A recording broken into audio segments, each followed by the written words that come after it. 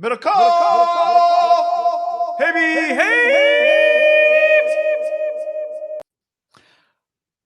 What's up, YouTube? What's up, podcast? What's up, everybody? Beginning of a big week, big draft week here on the internet and the world and the podcast and the earth. And we're here for it. Warriors, we're doing this live on Sunday afternoon after the Warriors just lost to the Nuggets. And the Nugs. You know, the sun is still up, John, so we're just waiting on another Deebo nightclub video. And, you know, in the meantime, order some meat and play some DraftKings. Yeah, you know who actually gets to profit heavily coming up is Joe Lacob because he gets another home game. So the Chase Center, cha-ching! I know.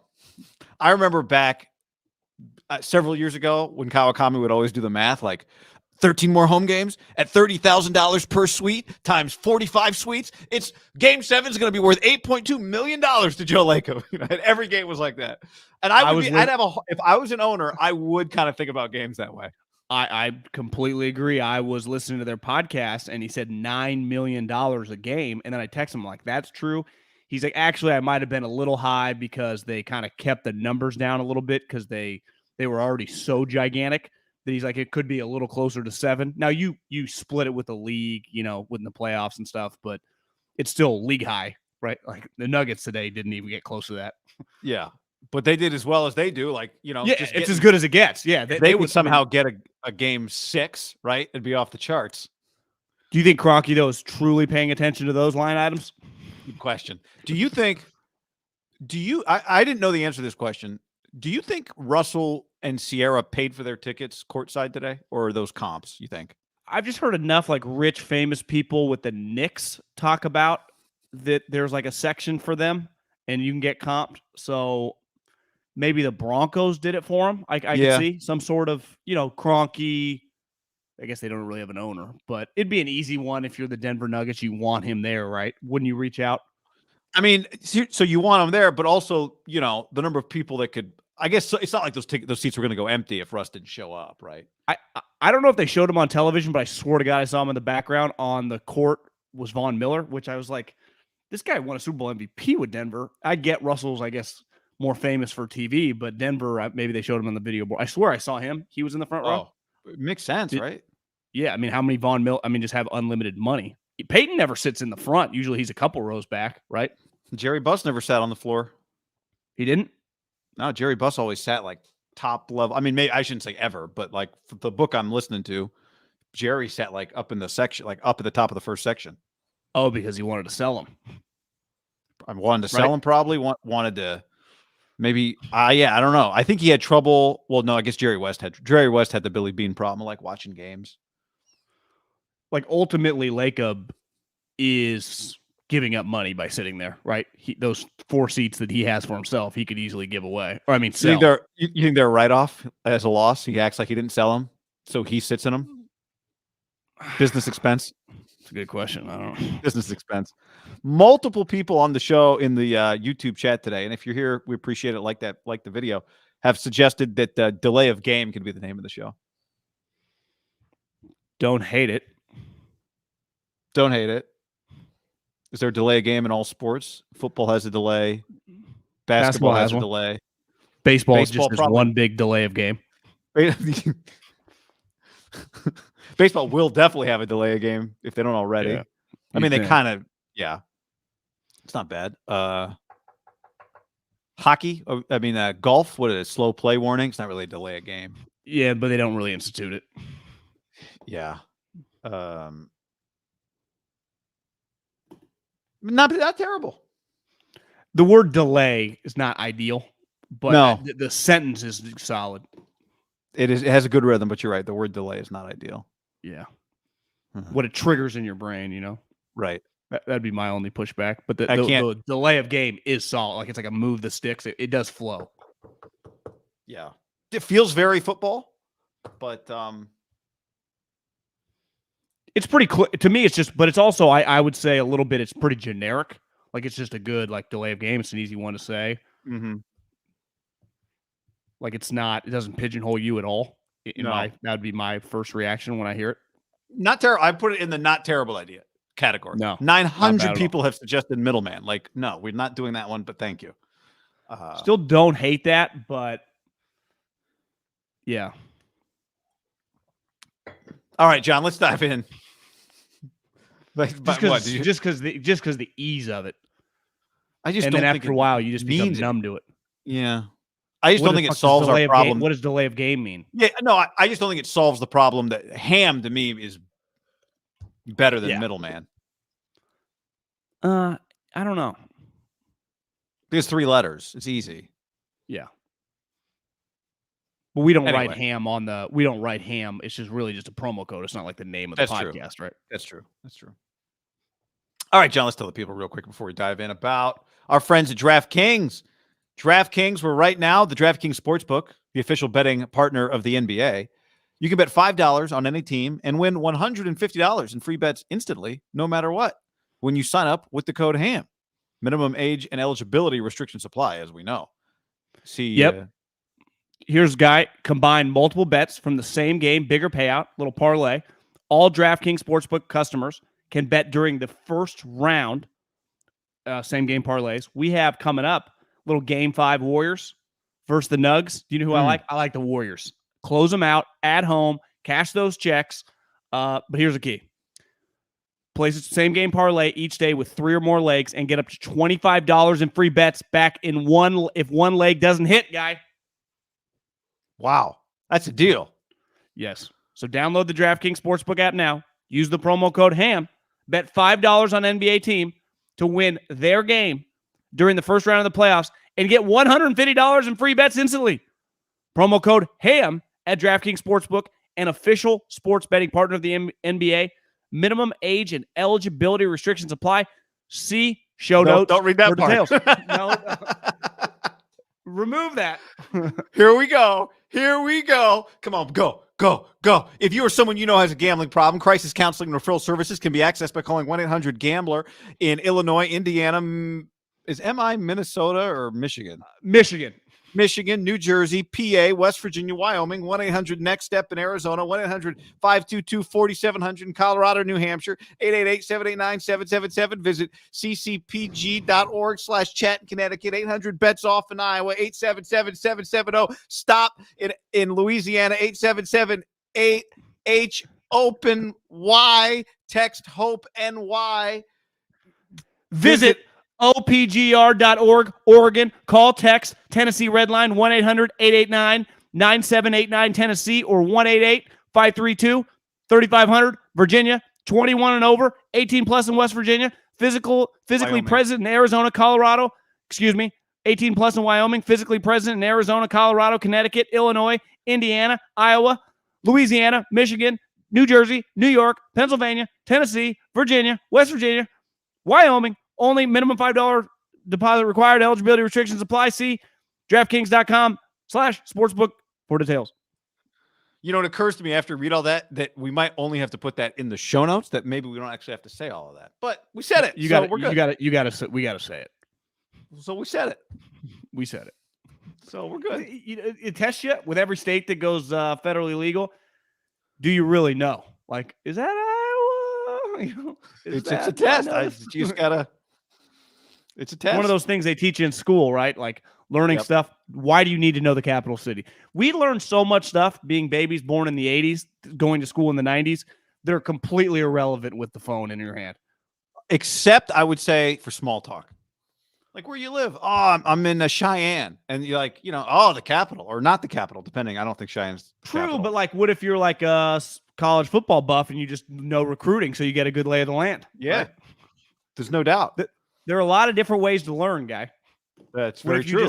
If you just start loving college sports, you just get a feel for who's where, right? So true. It's 100% true. Also, John, when's the last time you wrote cursive? I always write some version of like in between, but they don't teach that anymore. You want to do this at the top or do it after a couple Deebos? I mean, we're already into it, but we can skip it. Okay, I thought we were doing both. This is quite a start today. All right. Big week for the 49ers as we do this on Sunday. Maybe you were listening to this after John Lynch has spoken Monday. Maybe Kyle Shanahan showed up. Maybe he didn't show up. But the NFL draft is Thursday. And I think we've established for good reasons that there was some, I guess we could debate how much pressure is actually on the 49ers, but this is a big week for them in the future of their franchise. What they do with Deebo Samuel, if they don't trade him, then it goes on. But if they do, it's a major decision. And not trading him is a decision. Like trading him or not trading him, both are decisions. I do think it gets lost a little bit on the internet because people root for, I'm not even saying necessarily 49er fans, but people just eat this stuff up, all these stuff that goes viral. Deebo, I would say right now is partly this draft really sucks. Like it's just, let's call a spade a spade. It's pretty irrelevant. Partly because no quarterbacks, but even their star power is like Sauce Gardner. I'm sorry, you played at Cincinnati. Most people couldn't point the guy out of a lineup. So the moment this happened with Deebo, it is like, it feels 50-fold bigger than anything draft related. Now, maybe if you're a Giants or Jets fan, it's a little different, but I'd say the Jets, the moment they start getting connected, and we'll talk about the potential trades, like Deebo's a bigger deal than anyone they draft if they traded for him. So he's a huge story. I mean, that thing that, I don't know if it went viral. I just saw it on Instagram. I forwarded it to you. Brett Veach, they said he's made major trades the last couple of years. Who are you going to trade for this year? He said Deebo Samuel, and then he started laughing, which the gem of the Chiefs. While it was funny, I was like, I don't know if you can say that. Yeah, I don't know either. You immediately text me back. You're like, if you're the Niners, like, fuck you. You're not allowed to say that. Yeah. So I think people get lost because so many things, like the NBA has become a transactional league. Guys move at just insane speeds the last 5 or 6 years. People demand trades and they get traded immediately. Obviously, the NFL has always operated differently, but this offseason, people got traded at rapid rates. I mean, we're just talking about Russell Wilson, right? Russell Wilson is sitting courtside at the Nuggets game because he's on the Denver Broncos. It's pretty insane, right? Mm-hmm. So I think people that think there's validity in anytime you ask for a trade now or there's trade buzz that a guy might get traded because of what just recently happened. But I don't think we can forget the Niners have they don't have to do a goddamn thing. They do not have to trade their best player or one of their best offensive player. Well, on the Trent. But you know what I mean. It's hard to judge, the 49ers hierarchy sometimes of players. It is. Like a badass dominant player. I said the other day he's more important than Nick Bosa, and then I was thinking about it the next day in the car while I was driving, and I'm like, the one thing, right? Even if you wanted to make that argument, which I did make, that he carried them to the postseason, you'd also say just the cost of replacement is much higher on Nick Bosa than it is, like you said the other day. How do you get Nick Bosa's? Well, you better be drafting in the top 5. That's how you get them, right? Well, why do you think the Chiefs getting rid of Tyreek Hill? They think they can get a guy in the late 20s to replace some of that production, where if they wouldn't have traded Chris Jones because they're like, we'll never get a Chris Jones at 29, right? Yeah. But the Chiefs margin for error with their skill guys is a little bigger because their quarterback's so good. And they have the tight end, which the Niners have, Ayuk and Kittle as well. But I think the Niners' margin for error is a little smaller. Like it's harder for them to give up their best playmakers on offense because their quarterback is not Patrick Mahomes. Yeah. And I'm interested. He's had 2 career starts. 2 career starts. 3 in the last 2 years, if you count his one college game. So not much. I'll be interested if you're listening to this before John Lynch, and we'll react to John Lynch too, but I'll be interested what he says Monday and if Kyle shows up or not, like he did last year. But do the Niners feel like they have to really try and massage the situation with Deebo? Are they going to try and – there's 2 ways to try and get Deebo Samuel to come back to your team. Play nice or play hardball. Like, those are the 2 options. Go out of your way to compliment him and say you love him and say you want him here and say he's so important to us. And that tends to be John Lynch's MO. And I would imagine that's some version of the tack that he takes on Monday. But you don't have to go over the top, right? This is not – and we'll talk about value, but this is not Devontae, who has the money and the leverage to say, I'm just not showing up. This situation is a little bit different. And I think for the 49ers, they're probably a little more inclined to keep Deebo than the Packers would have felt to keep Devontae, because the Packers have Aaron Rodgers. So I'll be interested to see what level of sort of desperation's not the word, but do they feel like they have to placate to Deebo, or do they feel like, okay, let's see if he refuses to show up. He's not made that much money yet. Yeah. I mean, in fairness to the Niners, like, they didn't create this situation. This feels pretty, I mean, Deebo, I guess, did tell Jeff Darlington, but I mean, this is Deebo created. It's not like they're at odds. Like ultimately, what if the Niners like we're not at odds? We never planned on getting rid of him. Like this, he wants to go, right? I think we just keep talking about it like it's two sides kind of battling. Right. What if the Niners don't look at it like that at all? And what if the Niners are willing to pay him like one of the top receivers in the NFL? Yeah, or just compensate him at a really high level, right? I think that's where it gets a little complicated. The money, right? Because are we sure that these other teams that are going to trade for him would immediately just give him $75 million? Or would they also probably want it, they'd want to pay him 63. Because again, he doesn't have now he has the ability to not sign a contract, and no one, I guess, would trade a shitload, which the Niners are. People keep arguing in my timeline about like his value relative to these other guys and how could it's simply supply and demand. The 49ers don't want to get rid of this guy. So if you don't want to get rid of him if you want the player, you have to give me an astronomical amount. And then you also have to pay him. Like that's just the cost of doing business if you want Deebo Samuel. Because ultimately, Deebo Samuel is on my team. He's the 49ers asset. His contract is to the 49ers. And he's still under contract. He's not a free agent. So it's not like, there's franchise tagging him. He's refusing to sign. Like, no, he's still got another year on his 4-year contract. So I think this has become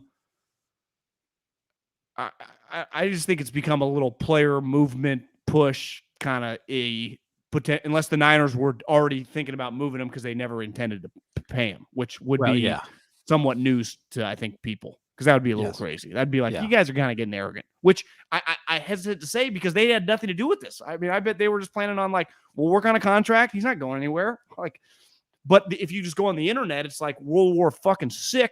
Trades happening, people are freaking out, which I guess I understand. But some of these videos of like his mom in the kitchen, it's like it's a lot. Seven people sent me that video. Then you sent me that video. I couldn't get through that video. I truly have not watched that whole video. I've clicked on it 4 times. I've never gotten through it. I don't care because there's just a lot of videos going viral of people talking in the background about money that are clearly family oriented. And I've always had like to me that he's in that video. I actually like this video the most out of all the family videos. For those of you listening on the podcast, it's the club video we're showing now. Yeah, and I just saw on Instagram watching the Warriors game, scrolling around, that he's in LA right now with his management team eating sushi at Nobu in Malibu, which I've heard is a fantastic place.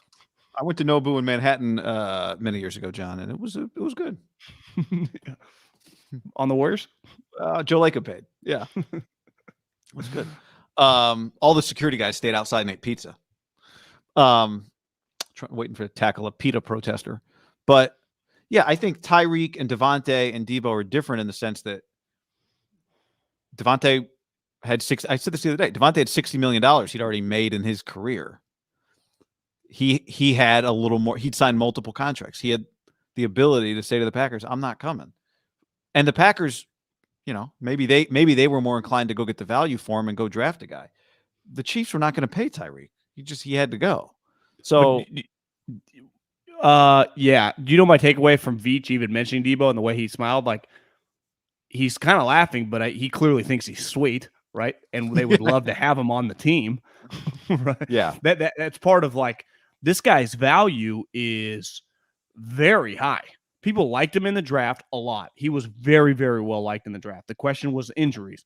What he did last year is a lot of these people. Veach has been in the NFL for almost 20 years. Andy's been in the NFL 30. Like, once you throw on that tape, if you've been in the league a long time, you just go, I don't know if I've ever quite seen anything like this, right?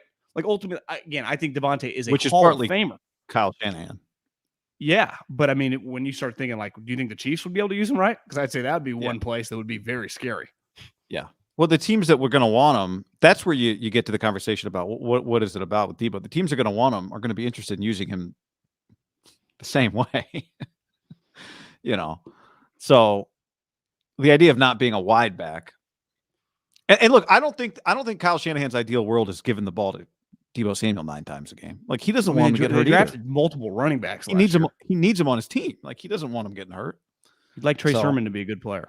To me, my favorite part about this story is there's going to be some resolution this week. He's either getting traded or he's not. And if he's not, he can still keep bitching and moaning. And again, he's not really, I haven't seen him really complain. So I hate even saying that, the internet complaining for him. If he doesn't get traded this week, like, he ain't going anywhere. Now, he may not show up for a while, but it's like, he on the Niners. which is like we're getting a date. Like it's either happening or it's not happening now. Because to me, there is no chance with them, their goal of winning, that to me trade him in the fall. I can't see that.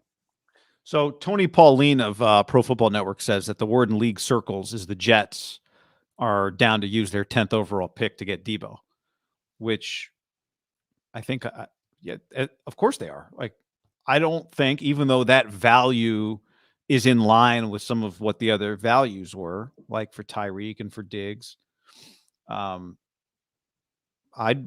would be an easy trade for me if I'm the Jets. The 10th overall pick for Deebo Samuel. Yeah, I mean, well, to me, if I'm John Lynch and Kyle Shanahan, that's an immediate no. The 10th overall pick in a bad draft, like the draft changes year to year. You know, the 10th pick, there's always a number 10th pick, right? Every single season, you know, April, whatever the date is on a given draft, the 27th, 28th, someone drafts 10th.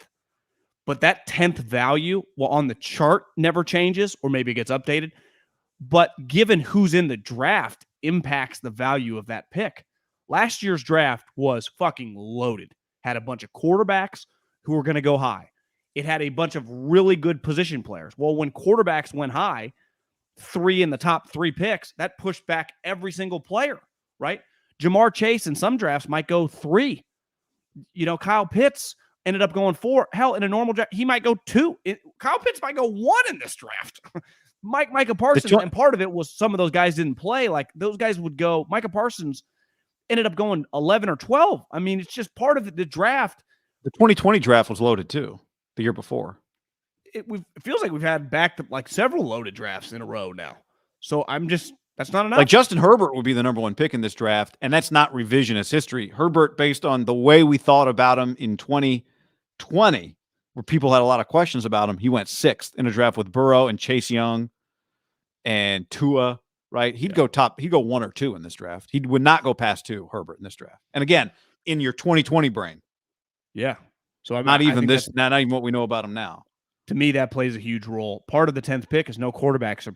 I would say about 99% are going to go in the top 10, meaning that all the sweet position players are going to go faster off the board. Because if I told you 2 quarterbacks are going to go off, that means at minimum the 8th best position player, right? Because 2 plus 7 you'd have, no matter, you know, even if every single person had universal the same grades on guys, would be there. But that's not the case here. So to me, not only is 10 not enough, they would have to include one of the second rounders and then something the following year if I was going to trade him, which again, my stance is simple. I'm not trading him. Now, does 10, 35, or 38? Ultimately, I'd take 38 if I got the following year's 1. And everyone's response that's not a 49er guy would be like, that's insane. How would you get? I understand. Like, I would not do that deal if I'm the Jets. But if I'm the Niners, I have no problem playing hardball. I'm in control. So if I don't get 10, 38, and next year's, I might end up doing it for a second, but I would, my negotiation would start at a 1. It's just no. You do. Well, you want Deebo Samuel? He's on my team. No. I know what Tyreek and Devontae got traded for. Who's a better player right now? Deebo Samuel or Jamal Adams when he got traded 2 years ago for 2 1s and a third, and like a receiver. I thought Jamal was 2 1s and a 2. I think there might have been I think the Seahawks also sent like a player and a receiver and a 4th round pick back with them or something. Maybe I kind of forget that. I know that Khalil was the 2 1s and the pick swap, so that ended up being 2 1s and a third. Jalen Ramsey's was 2 1s and a 2. Jamal was definitely 2 1s. Yeah, Bradley McDougald. So it was 2 1s, a player and a third. Yeah, for Bradley McDougald. Bradley McDougald, the Jets traded Jamal Adams and a 4th for a player, 2 1s, and a 3.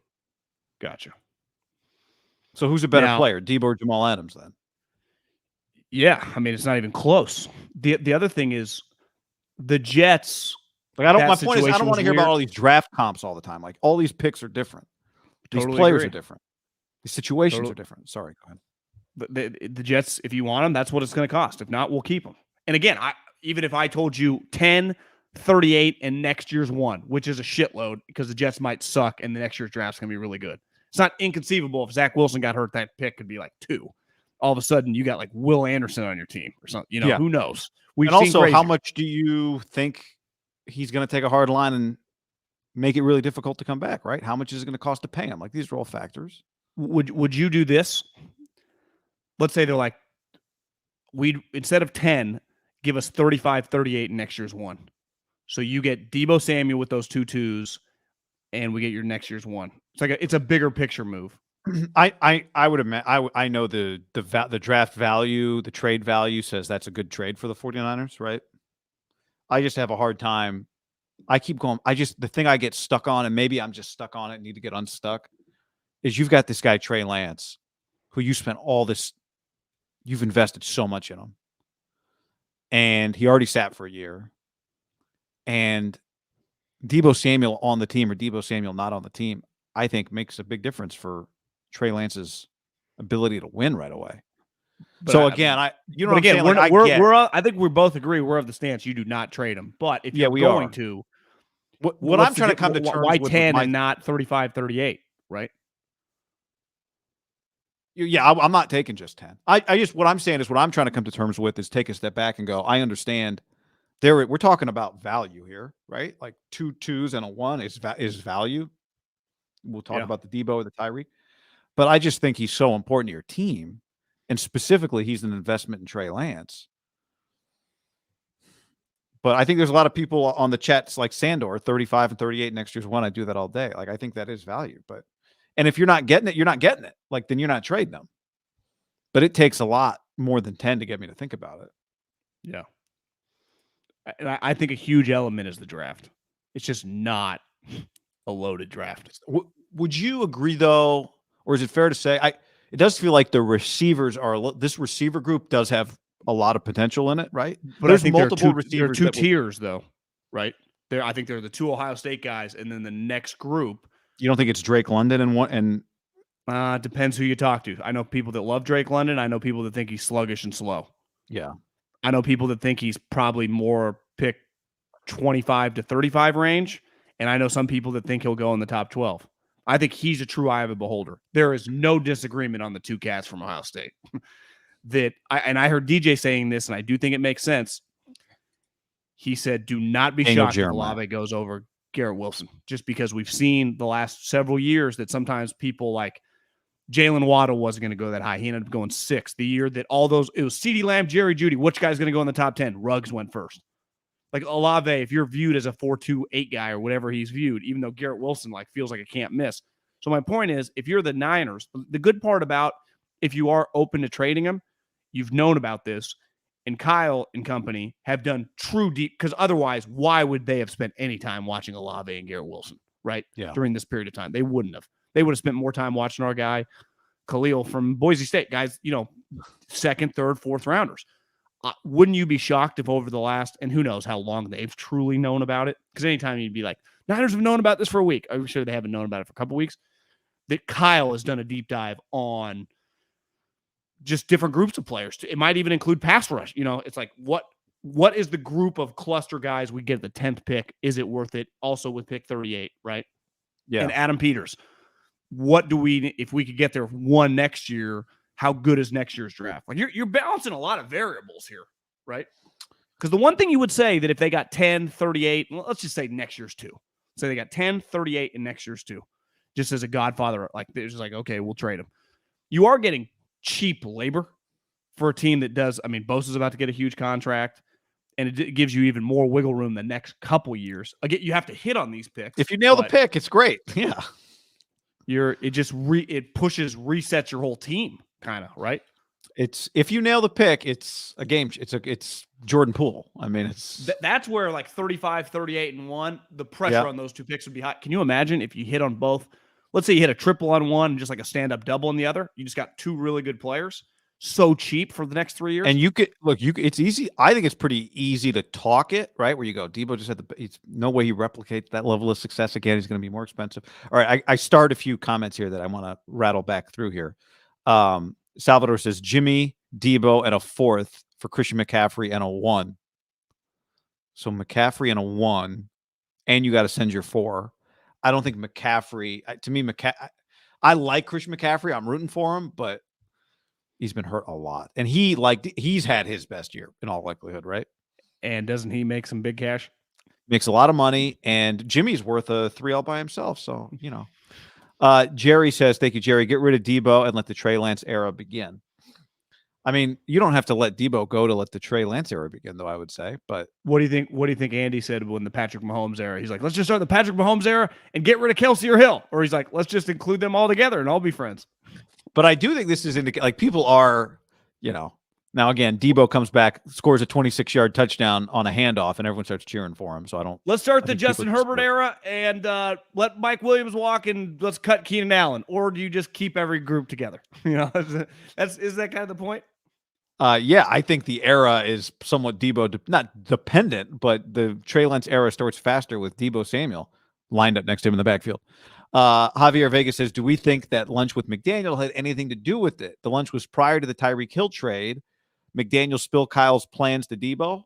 So is Javi saying he would have tried to get Deebo before Tyreek? I listen, business is cutthroat and you never trust anybody, I guess, but Mike McDaniels owes a lot of shit to Kyle Shanahan. I mean, I watched Mike McDaniel's introductory press conference. Like, it's not just Kyle, it's the family. Like, his dad had to okay it. He stuck by him at some pretty low moments of the guy's life. Yep.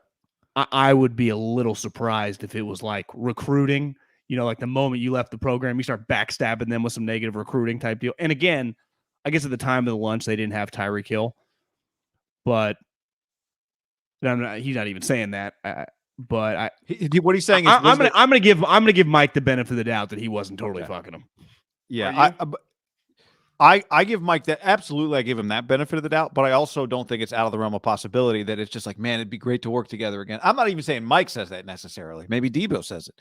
Man, it'd be great to work with you again. Man, I'd love to have you, Deebo. If it ever, you know what I mean? Like, that's not an unnatural conversation. There's a way to have that conversation where it's not backstabbing Kyle, right? What's not inconceivable? 2 drafts in a row, Kyle potential beef with former friend. Matt LaFleur. Well, we don't. This beef, that beef was public. This one's not out. No, I know. I'm kidding. Not inconceivable that once we have a finish to this, whether he stays, goes, signs a contract, whatever, that it comes out that Miami sniffed around before the Tyreek Hill thing came about. Yeah, that Mike McDaniel put in a call the same way Kyle put in a call about Aaron Rodgers. Hey, honestly, I'm here. He doesn't want to be there. Yeah, Mike wouldn't even have to do it. Just have the GM do it, right? What would it take? You guys going to sign Deebo? Because if not, we'll give you your pick back in next year's one. But again, 29, the problem is for Miami, they didn't have the juice. Like, the only pick, and you could probably throw the Texans in here too, like 10 and 13, just perk your ears up, right? Mm-hmm. But in the shitty draft, it doesn't do as much for me. Jameson Williams, Garrett Wilson, Chris Olave, 2 of them will be there at 10.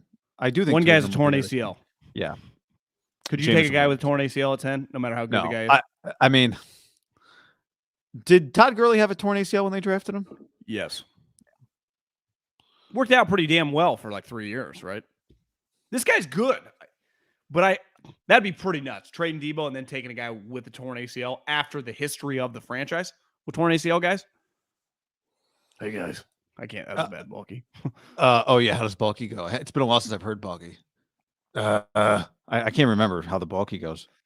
Well, you know how he loves it? No one does it. He's in Jacksonville. No one even hears him talk anymore. He flies very under the radar. Chad says, I have a legitimate question. After all the things Deebo has done this offseason, how do you trust paying him $25 million? He hasn't shown that much maturity before he got paid. I do think that's a legitimate question, Chad, but this is where I go back to my love-hate relationship, because you needed to get your information now, because I'm not going to read a newspaper, and they'd be way behind anyway. What has Deebo really done? That'd be my question. What has he truly done besides told Jeff Darlington I want to trade? Other than that, like, he didn't do. He was just at a club live. A lot of people were out and about. Yeah, the club things all over America. I think the mom video, that's not him filming. No. I think saying you want to trade, not saying why you want to trade, and then saying the reporters are all lying, right? I think that's probably. Yeah, I mean, I think I'll give you that. I don't think it's unfair. I don't think it's unfair to say that about him. I don't think a lot of guys, though, when they ask for a trade, I don't know the last time, I guess Jalen Ramsey did. Hasn't happened. Basketball happens a Devontae. lot.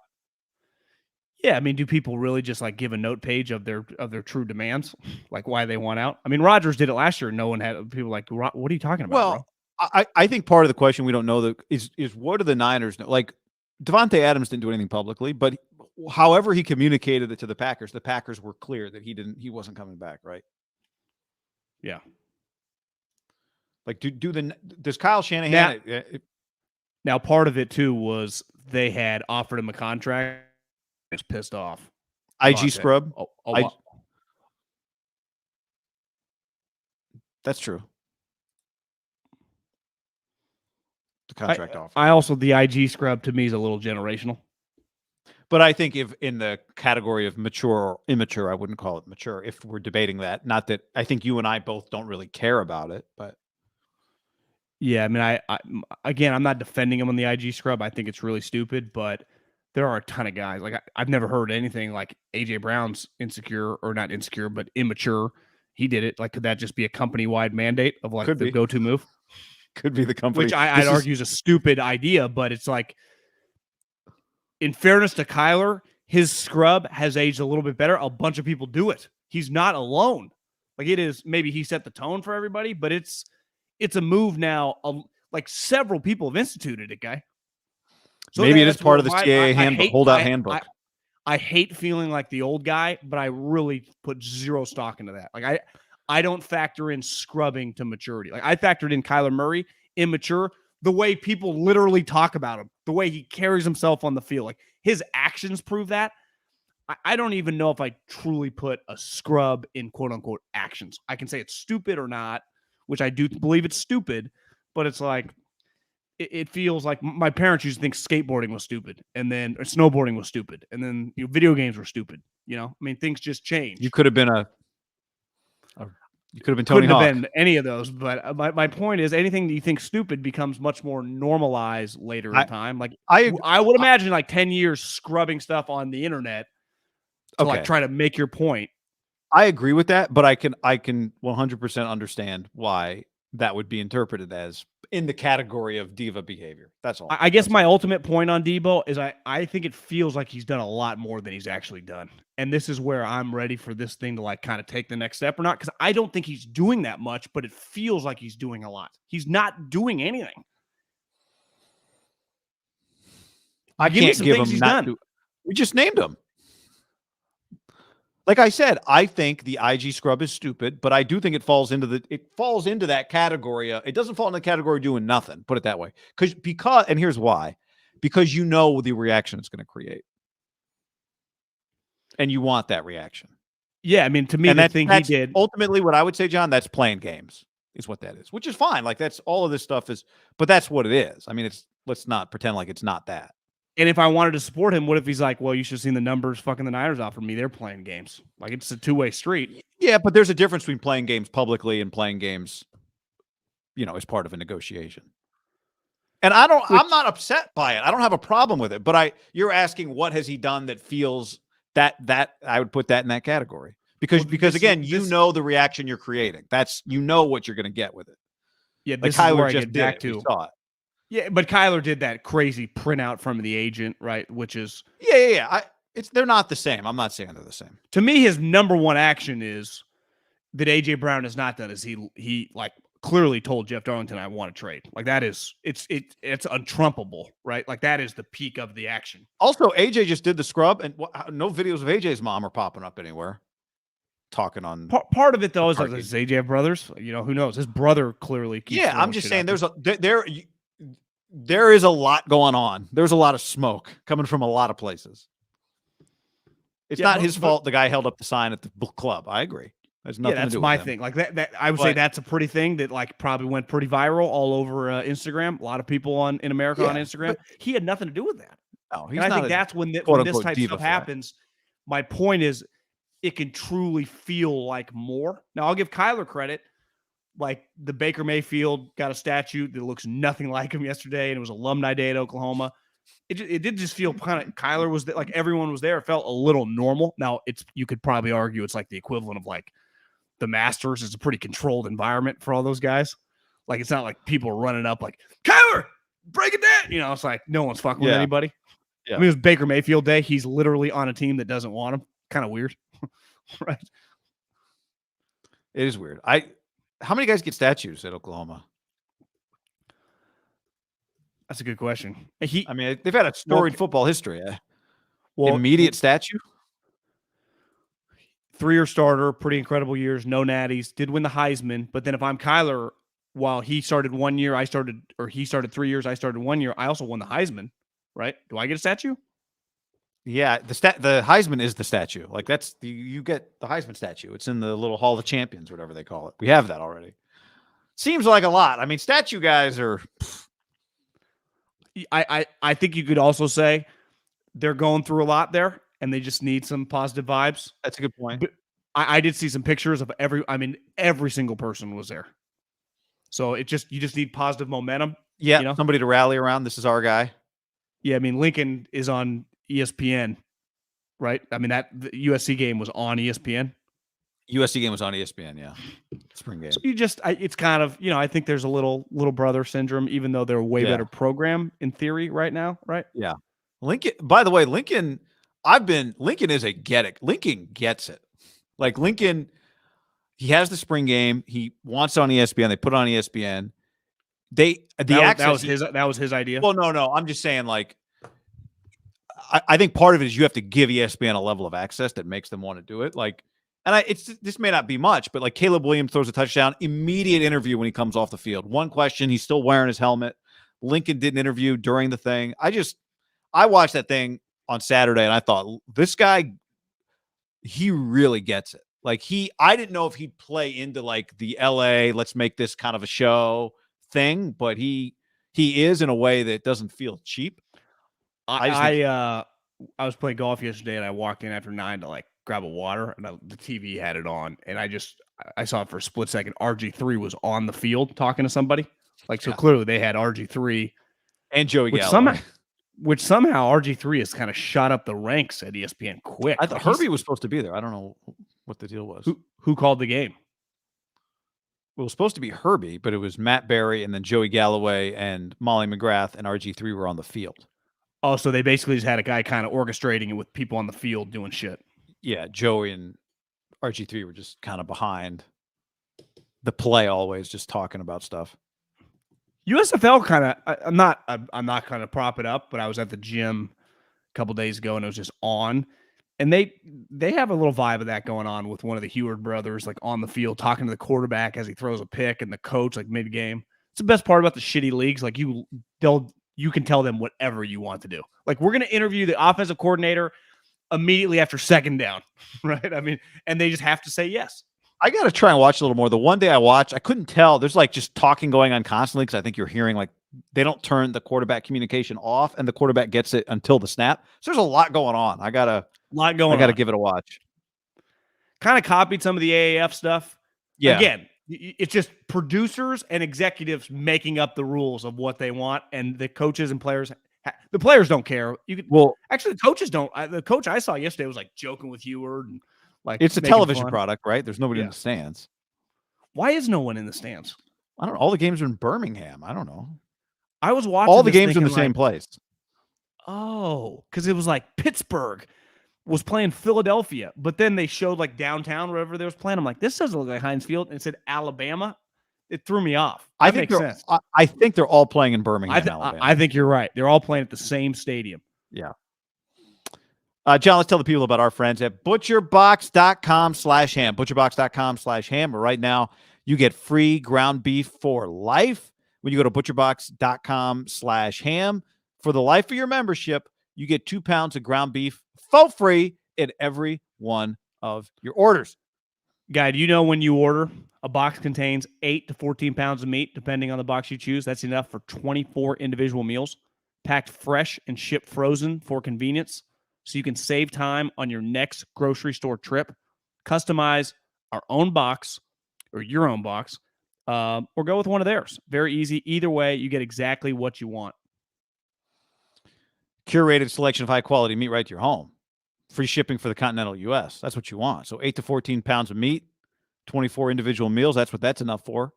And it's your chance to never have to shop for ground beef again. That's right. Nope. ButcherBox giving new members free ground beef for life. Here's what For you life. do. You go to butcherbox.com/ham and you get 2 pounds of ground beef for free in every order for the life of your membership. Log on to butcherbox.com/ham to claim this deal. Do it. Well, do you know what time John Lynch talks? Have we seen that yet for Monday? It's like 1:30. Check the Niners YouTube page for that. Yeah, I mean, I would guess. I don't know. No By the clue, time you're to be listening to honest. this, there's that information. Maybe if you're listening to the pod, if you're watching the stream, I'm sure they've sent out an internal email, but haven't seen, haven't looked. Great question. I typed it in, John Lynch. We don't see any times. I know a lot of people have hit us up about or just talk about the Watson kid from North Dakota State. Yeah. I was talking to a scouting buddy on like Friday. He's like, yeah. He's like, I don't know if like that probably won't happen. I was going to say what I was going to say, but it's kind of a little unfair to let the kid get drafted before I say it. Not that him and Trey aren't good buddies or anything, but it's just, yeah, I don't know. Interesting. Based on hard for me to describe. I can describe it once he's picked. Gotcha. I've seen quite a few questions just about the player too. When it comes to, I know he's a big guy. I mean, again, we're talking about probably like a 4th, 5th round pick. I did get a text the other day, like, "What are your sources saying about?" Again, I had never heard of the guy. Some corner from Fresno State. I guess he's like 6 foot, ran well. You know, it's the time where like guys in the 5th and 6th, 7th, you know, those third days, everyone's really like making sure their I's are crossed and I's are dotted, T's are crossed. Because like, damn, this corner from Fresno State, 3-year starter, 6 feet, ran 4.42 at his pro day. You're like, is this guy draftable? Even though you didn't have, it's a lot of that going on right now. And they expect you to know. Yes, and then you got to find out about the guy. It's like I don't. And you're like, hey, I'm just a top shelf guy. I don't know what to tell you. I don't. Yeah, and I don't even know anyone. I only order off the top shelf. DeBoer fired all of my people. Had you heard the story? Sandor says 6'3", 215 destroyed the combine. He's going to be a borderline first. Everything I've read about him is he can't really catch, but sometimes I've heard certain teams that if you can't catch, they don't like wide receivers. They can't catch, but I mean that's to each his own. That was always like an argument. I remember in draft rooms. He's got questionable hands, and like the guy would stand up and be like, "He plays fucking receiver. That's a problem." So it's one thing like Nnamdi. I would just remember him playing catch the moment we signed him. It was like, oh my, he had terrible hands. But ultimately, he was a corner. So it's like, if you have a great corner, like if I told you that Ward has awful hands, who really cares? He's got a lot of PBUs and stuff. Ideally, you want picks, but who didn't have any Richard Sherman. You know who didn't have any interceptions in college? Jalen Ramsey. College stats. I mean, that was the one thing on him. He didn't have picks. I mean, he was an elite prospect, but he had 3 interceptions in college, 1 as a freshman, 2 as a sophomore, none as a junior. One thing I heard about Thibodeau is people think that it went a little over the top, like he's pretty good. And one guy, like I give him credit for coming back last year. Like he did not, like a lot of guys the last several years, like just easily go away. Like once you get banged up, like what are you coming back for? Team ain't gonna win the national title. And it's just, he made these comments, like he said he wants to be a billionaire. If he just stopped talking, he'd probably help himself because the tape is not bad. It's just he says these comments like, Kayvon. No, I don't think people talk like that. I guess they kind of do now because it's like in vogue. But, let's just, even LeBron, like LeBron became so unreal at basketball. Then he started talking about business and brands. But like the first 7 years, it was him kicking the shit out of everybody. Everyone wants to jump the steps now. Like, I want to be worth $7 billion and own a team. It's like, bro, you're 21 years old. You have like 17 career college sacks. Like, let's just start for your NFL team first, right? Let's just make some plays in the league. Yeah, I mean, I think you only get more of that, right? Once you start making money in college as a not because you're getting paid to play football, but as a brand, right? You start getting your own logo. You see who had the logo yesterday at the Coliseum? Did you see that? Caleb Williams had a logo. Well, they not only have a logo, they had a stand. I saw it on social media yesterday. They were selling at the Coliseum. Like there was, like you go buy your USC shirts. They had a Caleb Williams section of inventory. Let me guess. Is it a CW with the number 13 worked into it? I think you're right because it has. Of course, it's everybody's logo. It looks like that. I didn't know the 13, but now thinking about it in my head, it's definitely the C and the W. Just type in Caleb Williams to Twitter and the logo. It definitely has a C and the W, kind of curved, but now the 13 might be worked into the W.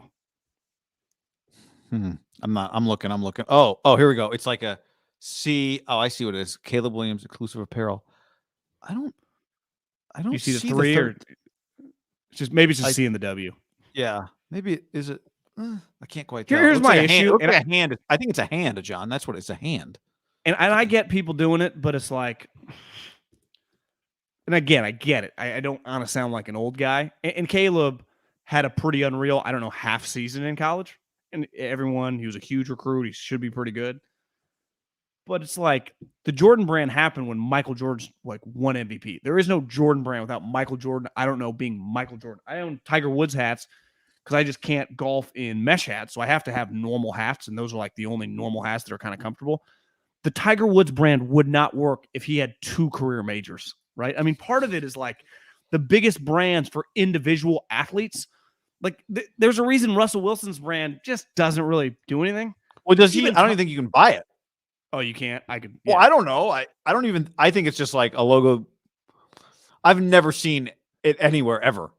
Good call. I haven't either. But like the Spieth one you see everywhere. Which is Jordan's though.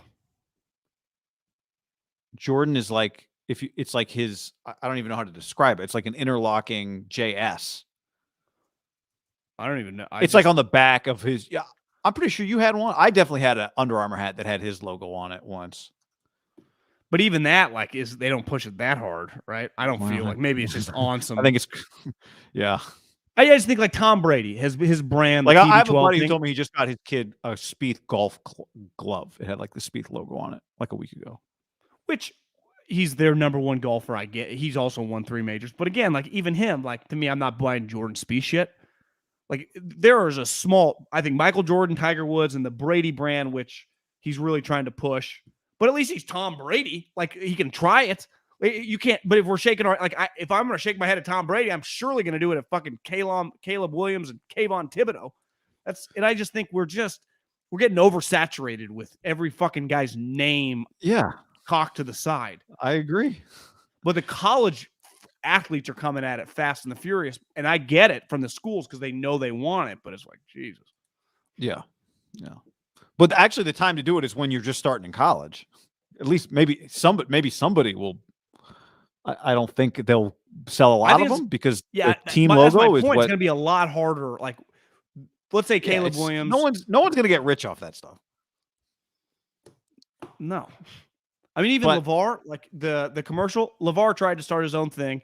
Both of his kids went on to sign big contract. One guy's making $90 million for the Bulls. The other guy's the 3rd pick, and he's good. Even he had to tap out, and now he's doing AT&T commercials. He's just working for the man. I saw that, and I wondered, like, did he owe people money? Didn't a lot of people make orders and never got shoes? Did they ever get refunds? But remember, it was that sketchy guy, and the thing just went under.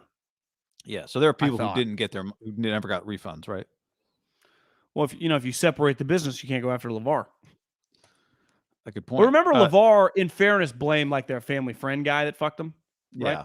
Yeah, I do remember that. Yeah, but isn't the prospect of a disgruntled Deebo playing half-ass with the negative impact on the locker room kind of the leverage he has on the team?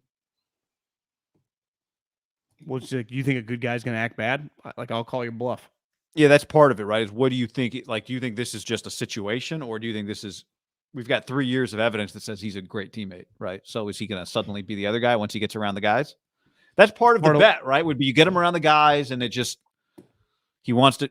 Also, he needs to earn the next contract. That's the other part of it, right? Well, why do you trade Jalen Ramsey and Jamal? Because they'll go scorched earth, right?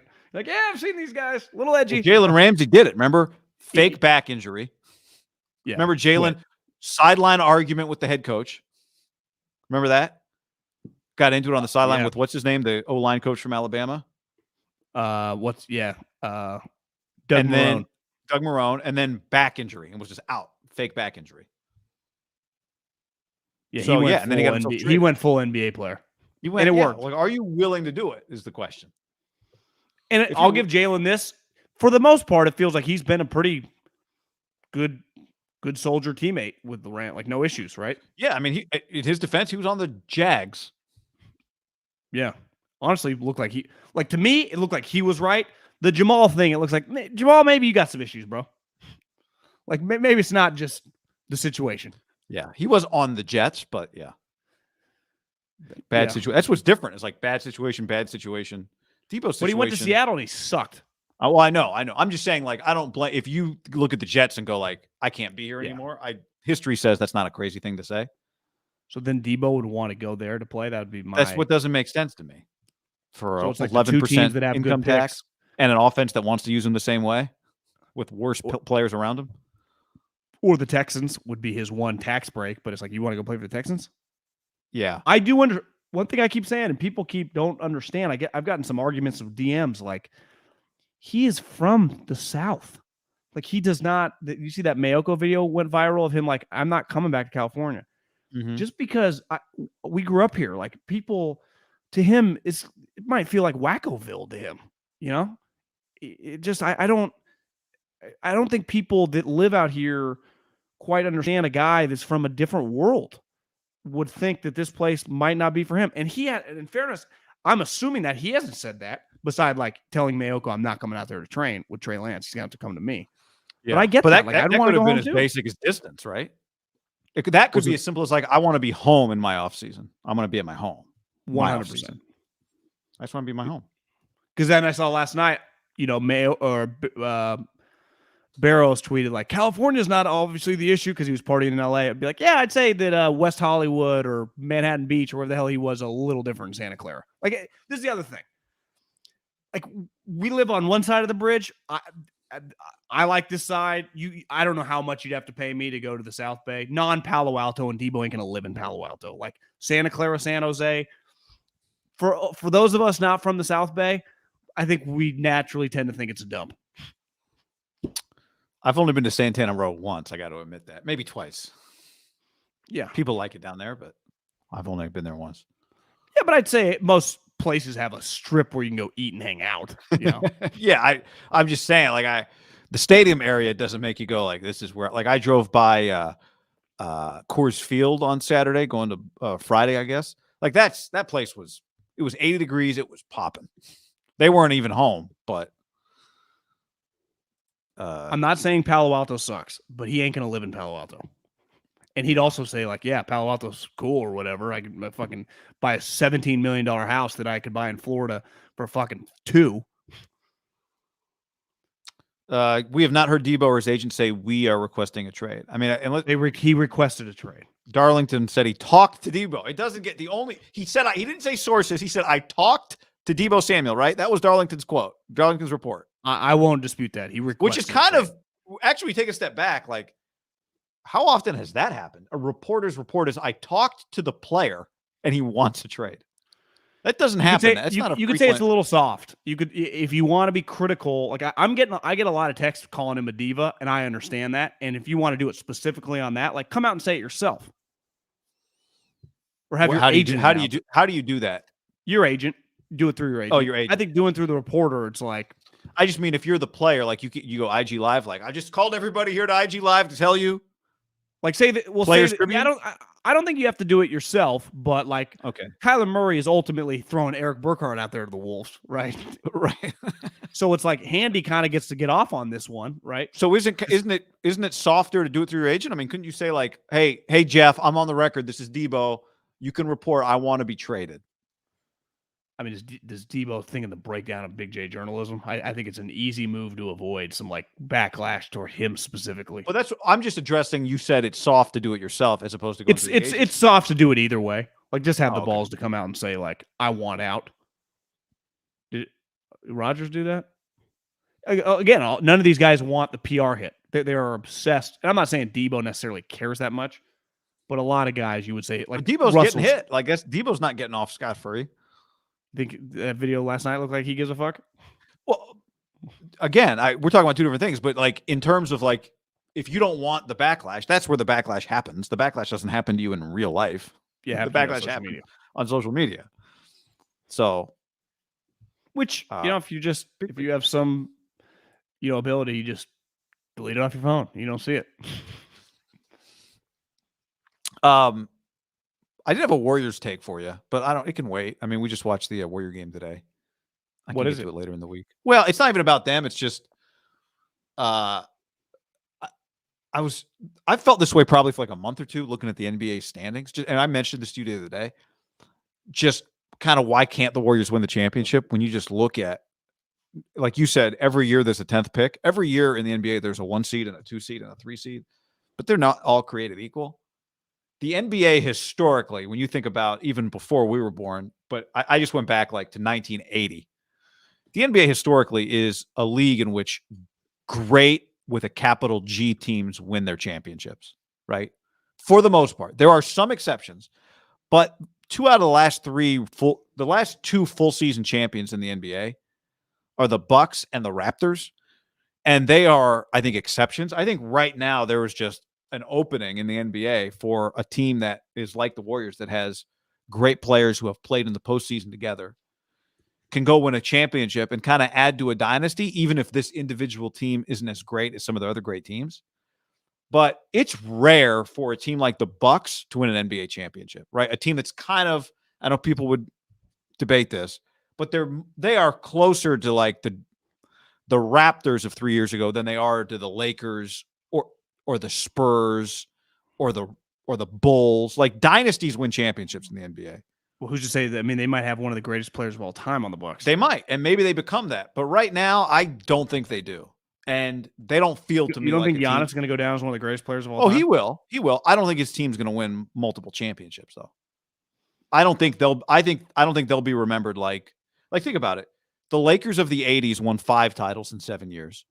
The Sixers, who beat the Lakers in 83, had lost to them in 80 and 82. So they were clearly great, right? They've been to 3 finals in 4 years. The Celtics won 3 finals in 5 trips. The Pistons, like the Chuck Daly Pistons, went to 3 straight, and they won back-to-back in 89 and 90. Then the Bulls went on their run in the 90s, and those Rockets teams with Hakeem won back-to-back. Then Jordan comes back and wins 3 more. Then they're done, and then it just becomes the Lakers and Spurs time with the Pistons, who were unique. They were really good. They didn't have one all-time great, but they were really good. They went to 2 straight finals, won 1. Then Miami won 1 in 06. They had D. Wade plus an aging Shaq. Then the Celtics went to 2 and won 1, but that was a true big 3, right? The Mavs got their 1, which I'm happy for Dirk, but Miami that team didn't come together yet. But then the Miami team did come together with LeBron, and they won the next 2. And then, you had the Kobe era, you had the Spurs, and then you got the Warriors kind of dynasty run. But then you got the Raptors team, good in that individual year, but not like a great franchise team. The LeBron Laker bubble champ. But I would say the Raptors had a one-off season with this great player for 1 season, and he left. Yeah. Like if he stays, like to me, if you have an all-time... really good team. But I'm saying the history of the NBA is like franchises with like 5-year windows are just, those are the teams that win championships for the most part. That Raptors team is an outlier. We'll see if maybe that Bucks team is not an outlier. No, because the guy left. Like if he had stayed, left or not left. I'm just saying that's most championships are not one-off teams in the NBA. Like the Mavs won 1, but they were not a one-off team. Like they competed for championships. Yeah. That Raptors team was a one and done team. We'll see what this Bucks team is. I don't think they're going to go down. I would put them in the Mavs. I mean, because Giannis is better than Dirk, and they do compete. I watched them a little bit today. They look fucking dominant. They compete. They're missing one of their best players. Yeah. Like I think the Bucks could easily beat just like the Warriors could easily. Oh, they absolutely could. But my point is, like in the history, 20 years later, did they and will they? Are the Bucks going to be 2-time champs or 3-time champs or 1-time champs who just kind of compete? Because the Mavs are an outlier. Like mostly it's if you win 1 championship since 1980, the NBA, you win 2 or 3. Well, the only most team teams. then that would fit your bill here would be the Warriors, because there's no other team, any other team that wins it would be an outlier. That's what I'm saying. I just think it's pretty unique. You look, because I started thinking, like, am I just being old guy? Like, who are because I kind of look at the seedings. I'm like, who are these? Like, these are not championship level teams this These year. teams are terrible.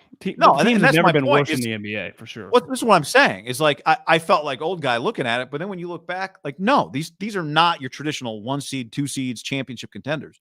Most of the teams that win in the NBA are true, like, I don't want to say dynasties, but they are franchises win, not teams. The Raptors was a team that won. I agree with you. The Mavs was a franchise that only won one. That's true. But when you get a great player, and I'm not like Giannis is going to be on the team for 14. They're going to be a dominant contender, right? Yeah, they might be closer to the Mavs. Now, maybe they win 2 or 3, and they're not in that category. And they fall into the category of some of these other franchises. But you get like they would get credit if they went to an NBA championship and lost to the Warriors. Like they would be a legit contender for years, right? For sure. They might ultimately be the Mavs. I don't know. But they got to be another. They got to win another one. Otherwise, they're the Mavs that just won one. Yeah. But exception or not, no exception. My point is, most teams since 1980, and we could go even before that, but I went back to 80, are multi-championship franchises. That's just the majority. That's not an opinion. Let's do the math. Like I just ran. I would say the league. I don't disagree with what you're saying. I would say it might not be the same moving forward just because the amount of movement now is pretty nuts. Guys take off all the time. Yeah, well, but if that's the case, you're just not going to get. I think then the championships will be more wide open because we just saw like this year with the Nets. That's what I mean. Like the Celtics could win it this year. The Warriors could win it this year. The Suns could win it this year. The Bucks could win it this year. Like usually, so you're going to have teams really, that in an individual year won a title. I think historically the NBA has had like teams that you really feel like are championship worthy because they win year after year after year or compete year after year after year. And baseball is probably a little different. Like baseball, you have champions, but they're not always the best team. I think the NBA historically, it's been like the best team wins your championship, right? And once you get Magic, Michael, Larry, or Hakeem or Dirk, they never leave your team. Now it's like, if you told me the Nets win it in 2 years, I could believe you. Kevin and Kyrie are still around, right? And they get another player. Yeah, or next year. I mean, maybe they could win it. Maybe they could figure it out, get it together. Ben Simmons plays 82 games. Yeah, and they win it next year. Minnesota, always with the 6th man means something different in Minnesota. 6th man in Minnesota? Yeah, the 6th man at Minnesota means the person who runs on the court every game. Oh, yeah. I wonder if we could get a streak going for somebody every game. That's security guard. Well, protecting the owner, the old owner. Which that's why I asked you, like, why was the security guard so ready? But I didn't realize that was the owner. There. Yeah. Yeah, the Mavs, you're right. The Mavs played no 6. They went and they lost. That's true. So, all right. On that note, big week ahead. Anything else? I wish I knew what fucking John Lynch talks tomorrow. It's got to be at like 1 o'clock or something, right? Yeah. Hopefully it's not 11. I have the cleaning lady coming over at 10:30. She showed up the other day, and I didn't know she was here. I tell her to leave. I told her I'd pay her double tomorrow, and it's like, oh. I'm in shambles. All right. We'll get to the bottom of that, and we'll be back with more soon. Thanks for hanging, everybody. Later.